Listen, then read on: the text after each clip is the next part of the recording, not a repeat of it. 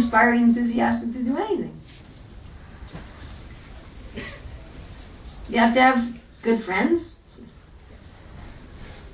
You have to hear the right thing, you have to be reminded. I might have given this example here before.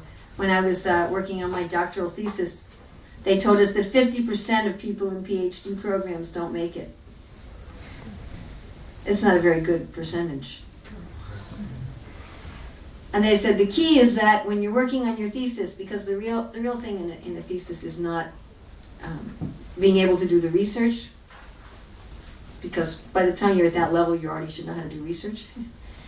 But it's whether or not you can do something on your own. The professors don't help you very much, intentionally. They said if you want to be successful, you have to get a support group. So that's what we did. We got a little support group, met once a week. How you doing? And we were in different disciplines, but still they'd say, okay, what have you done in this? What have you done in that? And you felt funny to show up every week and have nothing done.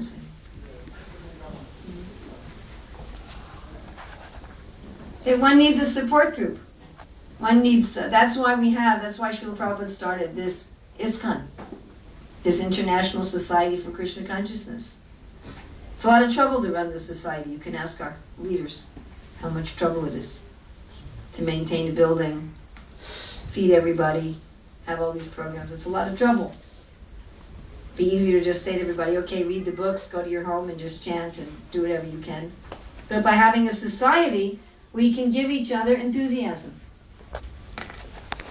We have people to remind us, wait a minute, material life is not a success. Material success is not success. It's a mirror. It's a mirage. It's just computer graphics. It's not the real thing. Go for the real thing. You have people to give you that enthusiasm.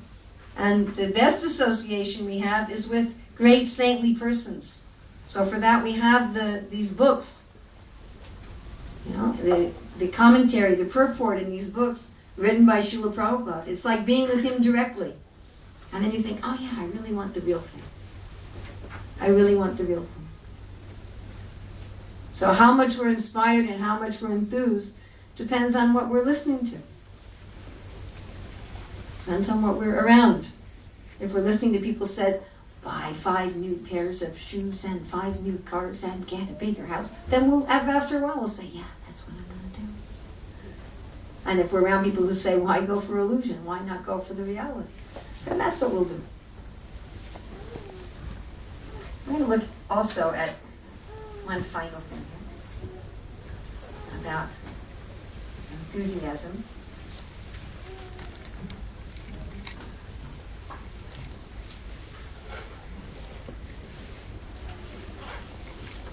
Okay. Action performed with great effort by one seeking to gratify his desires and enacted from a sense of false ego is called action in a mode of passion.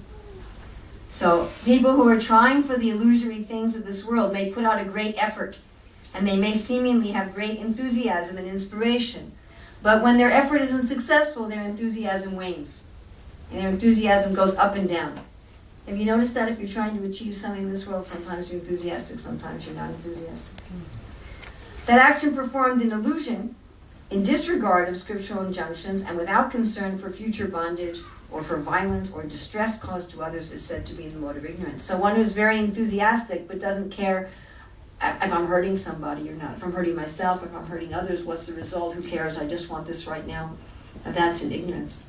One who performs his duty without association with the modes of material nature, without false ego, and this is the key, with great determination and enthusiasm, and without wavering in success or failure, is said to be a worker in the mode of goodness.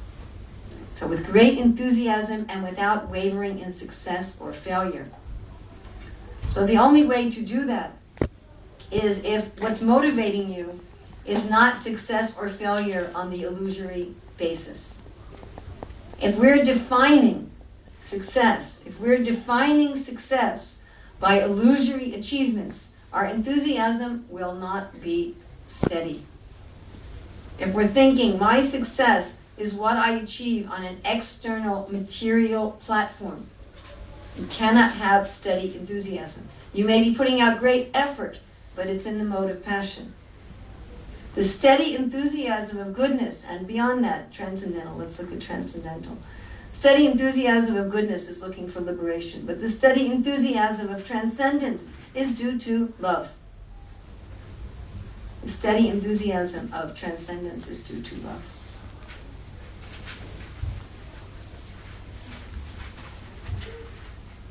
Now, if you love somebody, say you really love somebody and you're trying to cook a nice meal for them, and you really make a good effort and you put your heart into it, but somehow or other it doesn't work out right.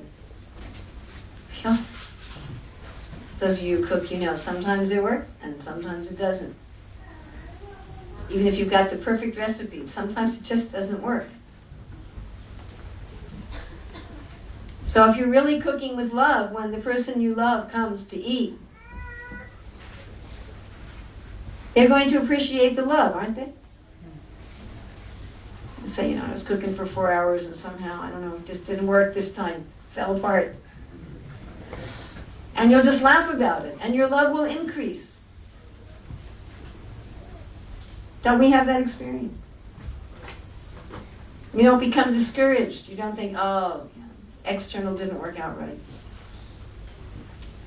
Even the failures increase your love. So we cannot control the results of our actions. Anybody here able to perfectly control all the results of their actions? What we can control is whether or not we're working with love. That we can control. And when you do that and you have love, then you have full enthusiasm and inspiration to work towards a successful life. Whether or not the kind of things that people can measure in this world work out the way that you plan or not. So those are the keys. First of all, to define what is success. First, to define what is success. And to define what is success, I have to know that I'm soul.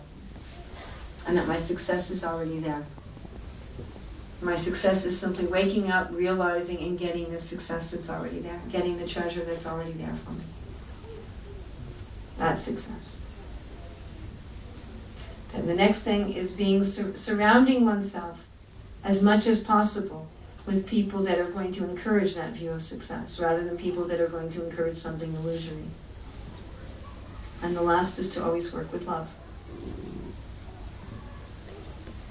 Srila Prabhupada said the reason we exist is so that Krishna, the Supreme Lord, can enjoy an exchange of affection with us.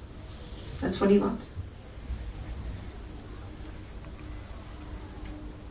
And if one's doing that, then whether things are externally successful or not, they're always successful. One is then